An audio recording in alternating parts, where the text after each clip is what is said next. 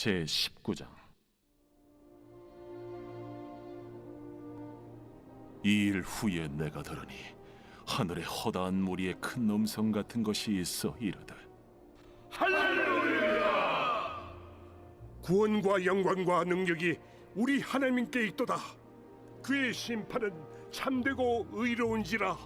음행으로 땅을 더럽게 한 큰 음녀를 심판하사 자기 종들의 피를 그 음녀의 손에 갚으셨도다.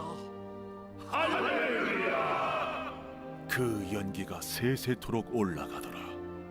또 24장로와 네 생물이 엎드려 보좌에 앉으신 하나님께 경배하여 이르되,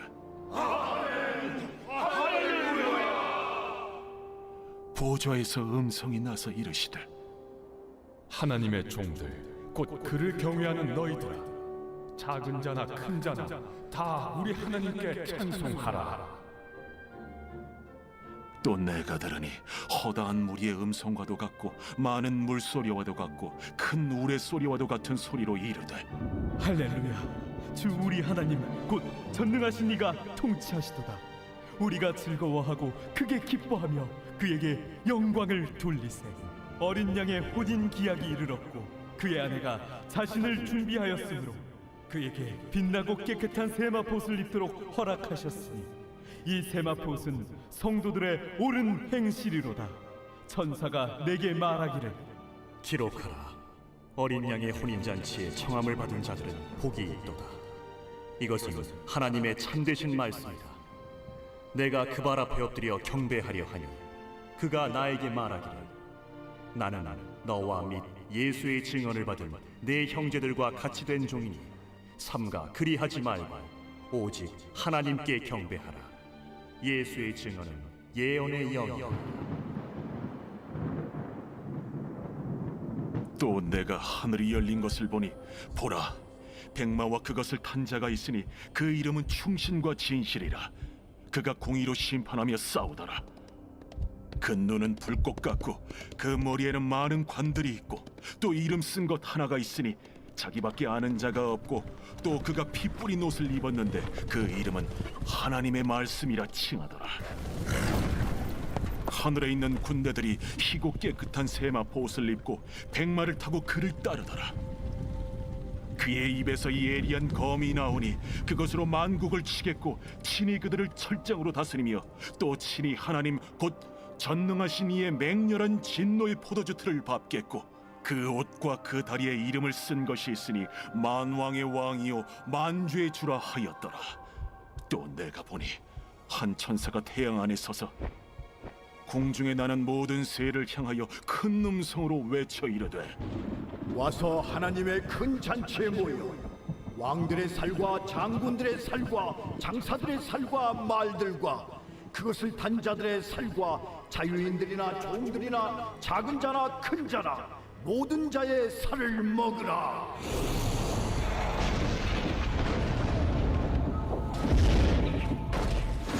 또 내가 보매 그 짐승과 땅의 임금들과 그들의 군대들이 모여 그 말 탄 자와 그의 군대와 더불어 전쟁을 일으키다가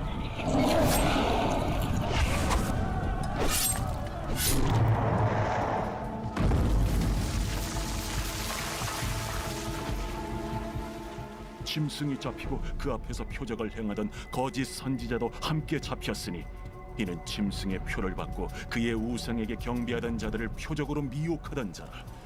이 둘이 산채로 유황불 붙는 못에 던져지고 그 나머지는 말탄 자의 입으로부터 나오는 검의 죽음에 모든 새가 그들의 살로 배불리더라.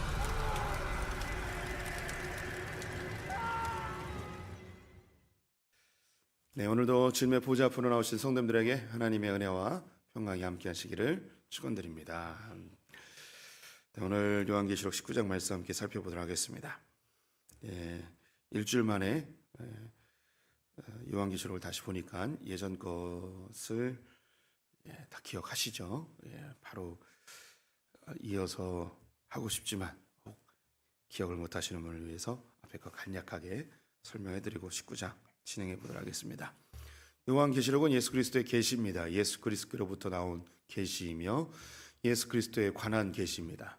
요한계시록에 보여주는 예수님의 모습은 구름 타고 다시 오시는 모습입니다. 사도 요한이 밤모섬에 유배를 당하여 기도하던 중 어느 주일날 나팔 소리와 같은 큰 음성을 듣게 되었습니다. 두루마리에 네가 본 것과 그리고 지금 있는 일과 앞으로 될 일에 대하여서 기록하여 7 교회에게 보내라고 이야기합니다. 사도 요한이 본 것은 7 교회를 오른손으로 잡고 계신 예수 그리스도의 모습이었습니다. 예수님이 교회를 주관하고 계시고 보호하시고 인도하시고 완성하시는 모습입니다. 사도 요한이 지금 보고 있는 것은 7 교회 형편인데요. 이 7 교회는 역사상에 있는 모든 교회들과 모든 지역 교회들 그리고 우리 성도들의 신앙의 상태를 의미합니다. 공통점은 이들이 다 연약하고 부족하고 형편없다는 것이죠. 사도 요한이 밤모섬에 유배됐을 때 그의 가장 큰 걱정은 교회였습니다. 사도들이 다 죽고 로마의 핍박 그리고 이단의 공격에 이 교회가 생존할 수 있을까에 대한 근심이 그에게 가득하였죠. 이 교회 형편을 보니 더욱 눈물만 흐르고 있었습니다. 그때 주님이 이 사도 요한을 천상으로 인도하셔서 완성된 하나님 나라를 보여주십니다. 그 모습을 보고 감격해하며 깜짝 놀라며 또 더불어 이 형편없는 교회를 어떻게 이 아름다운 완성된 교회로 만들 것인가, 그 비밀이 예수님의 하나님의 오른손에 있는 두루마리에 기록되어 있습니다. 이것을 뗄 자가 없어서 취할 자가 없어서 또 사도 요한이 웁니다. 이때에 걱정하지 말라고 예수님이 준비되어 있다고, 예수님이 이 두루마리를 취하셔서 7개의 인을 떼고 두루마리를 펼쳐서 보여주십니다. 이 두루마리 안에 이 형편없는 교회가 어떻게 아름다운 교회로 완성될 것인가가 기록되어 있죠. 이 두루마리에는 바로 7가지의 재앙이 담겨 있습니다. 즉 역사 속에 있는 모든 재앙들, 하나님의 주권 속에 있는, 하나님의 허용 속에 있는 이 재앙들을 통하여서 교회는 연단되고 성장하면서 아름다운 신부로 완성이 되어 갑니다. 이 7가지의 재앙은 인해 재앙, 나팔 재앙, 대접 재앙으로 이루어져 있는데, 이것은 각양 다른 재앙이 아니고 같은 7가지의 재앙을 다른 모습으로 또 구체적인 아주 조직적인 설명을 하고 있습니다. 이것을 지금 뭐 다 설명할 수는 없지만 간략하게 말씀드리면, 성경에 나와 있는 모든 하나님의 역사는 반드시 3단계로 이루어져 있습니다. 계시와 선포와 성취입니다. 그래서 이 인해 재앙, 나팔 재앙, 대접 재앙을 보실 때 하나님이 역사하시는 순서로 보시면 되겠습니다. 인해 재앙, 즉 두루마리를 펼쳐서 사도 요한에게 계시해 주십니다. 나팔 재앙을 통해서 선포케 하시고 대접 재앙으로 실행하시죠. 7가지의 재앙은 4 더하기 111의 구조로 되어 있습니다. 첫 번째 4개는 역사 속에는 늘 존재하는 재앙입니다. 예수님이 마태복음 24장에 이미 언급하셨던 전쟁과 기근과 질병과 거짓 선지자의 재앙으로 교회 내에 알곡과 죽정이가 걸러지고 성도들은 이 고난을 통하여서 견고해집니다. 하지만 주님 오시는 때가 되어지면 이 고난이 가중되어지고 더 전 세계적으로 확장되어집니다. 5번째 재앙보다 6번째 재앙이 더 크고요. 이 6번째 재앙에서는 세계에 있는 모든 세력들이 이 음녀의 속임수에 넘어가 하나님을 대적하는 문화로 만들게 합니다. 이 5번째, 6번째 재앙은 정갈에 쏘는 것 그리고 뱀에 무는 것으로 묘사되어 있습니다. 이건 역시 예수님이 누가복음 10장에서 너희가 전갈과 뱀을 짓밟을 것이라고, 그리고 어떤 해도 당하지 않을 것이라고 이미 말씀해 주셨습니다. 이 전갈에 쏘는 것과 뱀에 무는 것을 이기는 방법은 바로 하나님의 말씀으로 무장되어진다면 이것을 다 승리할 수 있음을 이미 우리 성경에서 이야기해 주고 있죠. 하지만 하나님의 말씀으로 무장되지 않은 사람들은, 그리고 이 세상 사람들은 이 정갈에 쏘는 것과 뱀에 무는 것에 다 미혹되어서 하나님을 대적하며 물질주의 그리고 만몬에 휩싸여 살아가게 되지요. 마지막은 이 아마겟돈 전쟁이라고 불려지는 곳에, 즉 모든 이 땅의 세력들과 문화와 가치관과 이 땅의 모든 종교들이 하나님을 대적하는 것으로 나아가게 될 것입니다. 그때가 되면 주님이 나타나셔서 이 모든 세력들을 다 징계하시게 되죠. 그때가 언제냐? 이것을 가늠하기는 쉽지 않습니다. 주님이 스스로 이야기하시기도 나도 모르고 오직 아버지만 하신다고 말씀하셨기 때문에 그 시기를 특정하는 모든 세력들은 다 거짓 세력들입니다. 뭐 우리가 이미 경험한 여러 차례의 일들이 있었죠. 1992년 10월 28일에 예수님이 오신다고 이야기했던 한국 사회가 그 사건으로 교회에 대한 엄청난 부정적 시각을 갖게 되었습니다. 그때를 기점으로 노방전도가 사라졌습니다. 이런 노방전도를 하면 마치 시한부 종말론자들인 것처럼 그렇게 비춰지는 그런 이미지가 한국 교회에 많이 형성되었습니다. 또 1999년 노스트라다무스 이것을 인용해서 교회 내 한국 교회에 한번 크게 당한 적이 있어서 그렇게 강하게 언급되진 않았지만 그래도 새로운 밀레니엄이 시작되기 전에 또 그런 흐름도 있었습니다. 또 몇 년 전 2013년에 북한이 공격해 온다고 하면서 신앙 좋은 사람들 해외로 다 이주하라고 이렇게 이야기했던 어떤 여자 전도사의 그런 허무맹랑한 메시지도 있었습니다. 그 외에도 많은 시한부 종말론자들이 있었고 역사 속에 늘 존재했습니다. 성도님들이 그때의 시즌은 알 수 있습니다. 예수님도 우리가 날씨를 가늠할 수 있는 그런 징조들이 있지 않습니까? 이런 것에 대해서 말씀을 해주셨습니다. 우리가 먹구름이 떠오르면 비가 오겠구나라는 것을 그 시즌쯤은 알 수 있습니다. 정확하게 알 수는 없죠. 예수님이 언제 오시는가 그날은 하나님만이 아십니다. 하지만 그 시즌은 우리가 알 수 있습니다. 그래서 우리가 7가지의 재앙을 쭉 보면서 우리는 지금 6번째 재앙에 그 어디쯤에 놓여 있음을 우리는 느끼고 있습니다. 세상에는 많은 세력들이 하나님을 대적합니다. 하나님을 대적하는 문화로 세계에 있는 모든 것들이 다 모여지는 그런 느낌을 우리는 받게 되죠. 또한 세상에 있는 모든 흐름들이 그들이 추구하던 아름다운 가치관들을 다 포기하고 다 물질로 자본주의로 흘러가는 것을 보게 됩니다.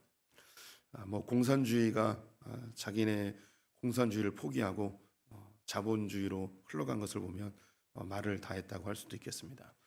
오히려 공산주의자들이 돈을 더 좋아하는 듯한 그런 인상을 받게 됩니다. 요거 조금만 더 말씀드리면 16세기에 자본주의가 형성될 때 아주 저급한 자본주의가 나타났습니다. 그래서 빈익빈 부익부가 아주 극렬하게 나타났고 그리고 새롭게 상인들이 돈을 엄청나게 얻으면서 소위 이제 졸부라고 그러죠. 이런 졸부들이 귀족의 자기를 돈 주고 사고 하면서 그들이 소양은 갖추지 않고 돈만 갖고 있다 보니까 이 유럽 사회가 엄청나게 혼란해지게 되었습니다. 그때의 이 저급한 자본주의를 건강한 자본주의로 바꾼 것이 바로 기독교입니다. 그래서 막스 베버가 쓴 프로테스탄티즘과 기독교 정신, 자본주의, 기독교 정신과 자본주의 이렇게 번역이 되기도 하죠. 그래서 이 자본주의가 건강하게 성장할 수 있었던 그 배경에는 기독교적인 청빈과 절약과 저축의 정신, 성실이 이 바탕이 되었기 때문에 이 자본주의가 완전히 타락하지 않고 건강하게 성장할 수 있었던 것이죠. 그런데 이 공산주의 안에 자본주의가 들어가게 되면 이 공산주의는 기독교적 마인드, 즉 하나님의 말씀이 없기 때문에 이 공산주의 안에서의 자본주의는 엄청난 저급한 자본주의로 흐를 수밖에 없습니다. 그래서 우리 성도님들이 보고 있는 중국의 현상이 그런 겁니다. 기독교적인 윤리가 없는 바탕 속에서 자본이 우상이 돼버리면 그 사회는 엉망진창이 돼버립니다. 한국 사회 안에 하나님이 참 감사한 게 이 기독교적인 정서가 흘러가고 또 자본주의가 흥왕하면서 그래서 세계에서 가장 잘 사는 나라 중에 하나가 되었습니다. 만약에 기독교적인 베이스가 없는 한국이었다면 정말 생각하기도 끔찍한 그런 아주 저급한 자본주의 사회가 되지 않았을까 싶습니다. 뭐 우리나라 사람처럼 돈 좋아하는 사람이 또 어디 있겠습니까? 세계에 내놓으라 하면 뭐 뒤처지지 않을 만큼 돈을 좋아할 것 같습니다. 그럼에도 불구하고 한국 사회가 유지되는 건 기독교적 정신 때문입니다. 한마디 더 하면 저는 절대 중국이 세계의 패권을 장악할 수 없다고 확신합니다. 왜냐하면 그들이 갖고 있는 정신은 저급한 자본주의이기 때문입니다. 그 어느 나라도 중국의 그런 자본주의 형태에 대해서 부러워하거나 존경할 수가 없습니다.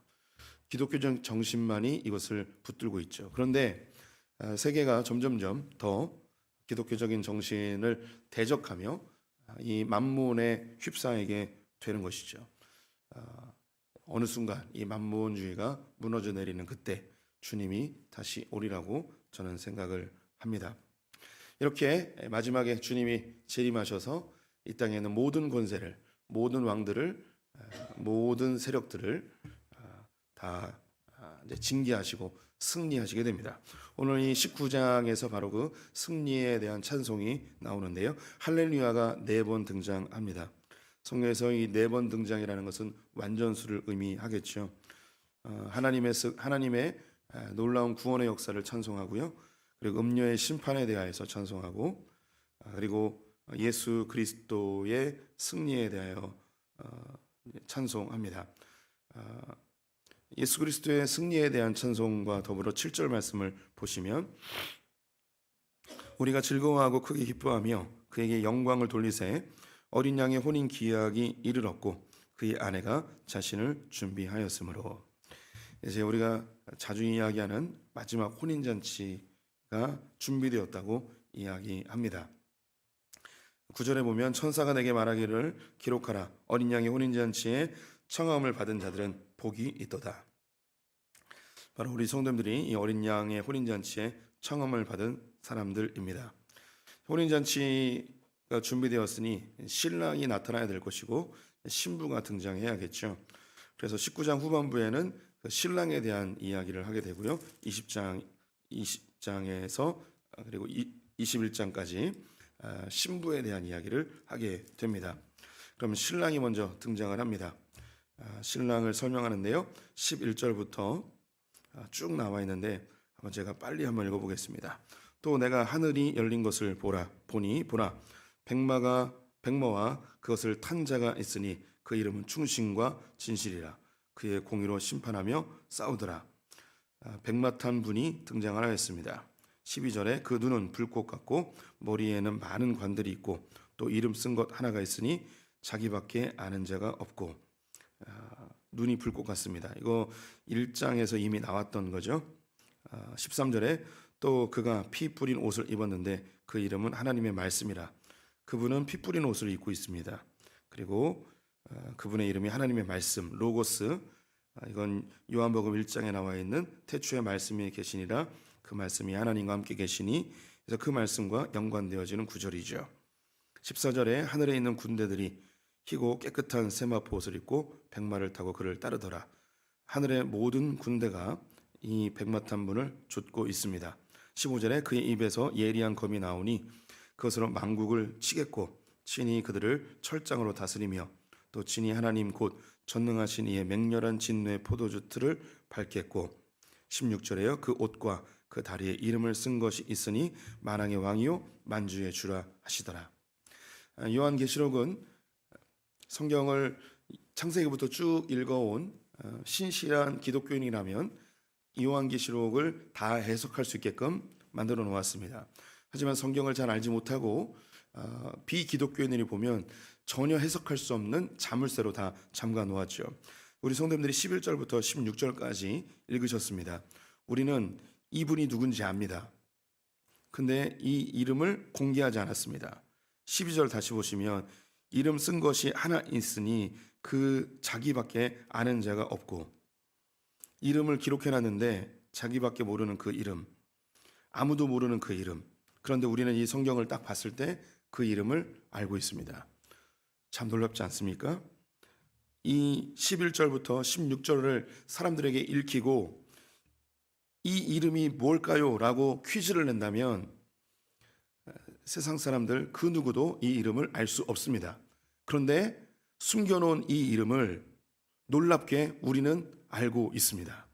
그 이름이 예수 그리스도이죠. 너무 감사하지 않습니까? 마지막에 전 세계를 철장으로 다스리며 맹렬한 진노의 포도주로 이 땅을 심판하실 분이 오는데, 그분의 이름이 감추어져 있는데 그 이름을 아는 사람이 있어요. 그게 우리예요. 얼마나 큰 복입니까?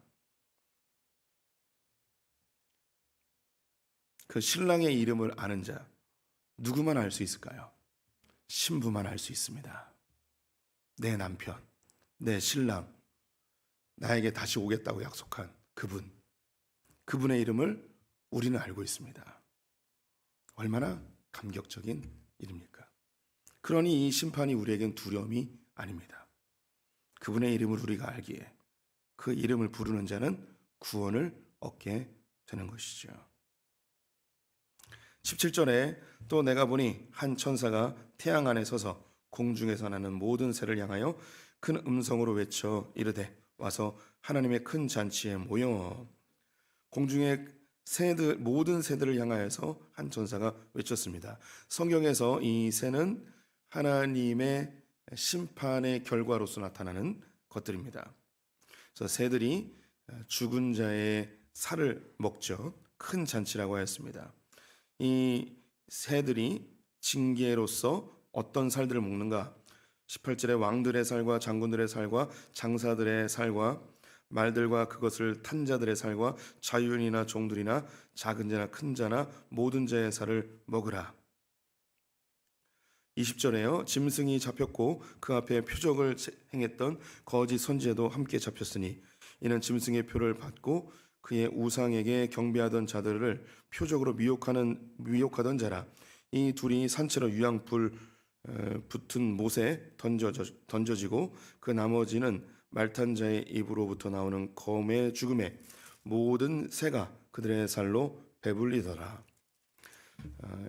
주님이 두 짐승과 그를 따르는 모든 자들을 다 징계하여서 새들의 밥이 되게 하였습니다. 이 세상을 하나님에 대하여 대적하게 만드는 세 가지의 입이 있었습니다. 용의 입과 짐승의 입과 거짓 선지자의 입이 있었죠. 우두머리가 용이었고 그 밑에 두 짐승, 즉 짐승과 거짓 선지자가 있었습니다. 하나님의 진영에서는 예수 그리스도와 두 증인, 즉 구약의 교회와 신약의 교회가 있었음을 이야기 드렸죠. 마지막 때에 바로 이 짐승과 거짓 선지자가 예수 그리스도에 의하여서 유황불에 던져져 버렸습니다. 근데 제가 그 요한계시록을 설명드리면서 입에 대하여서 말씀드렸습니다. 입이라는 단어가 계속 반복적으로 나와요. 즉 용과 짐승과 거짓 선지자는 힘이 없습니다. 그들은 우리를 공격할 수 있는 그 어떤 능력도 존재하지 않습니다. 단 한 가지의 무기가 있는데 그것이 뭐냐면 미혹하는 입이라는 것입니다. 그래서 이 세상이 다 이 미혹하는 입에 속아서 속임수에 넘어가 하나님을 대적하는 거죠. 진리 아닌 것을 진리로 믿고 이 거짓을 쫓아 하나님을 대적합니다.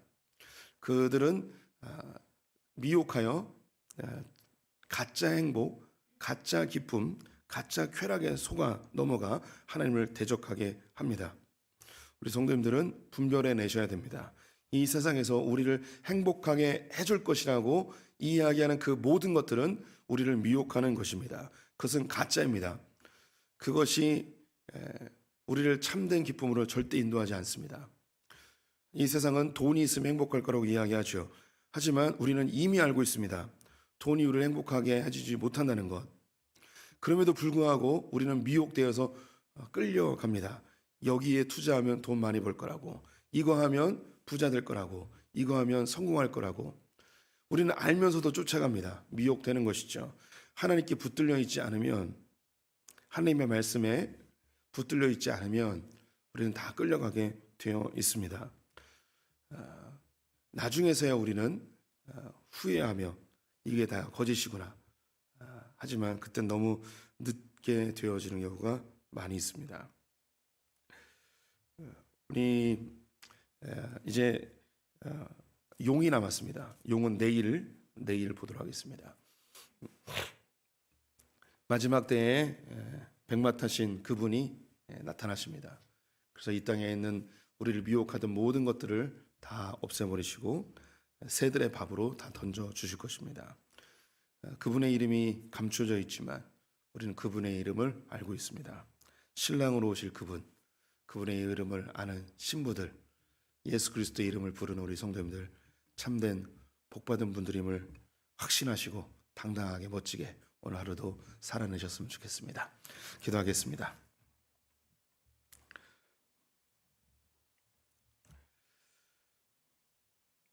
하나님, 우리에게 예수 그리스도의 이름을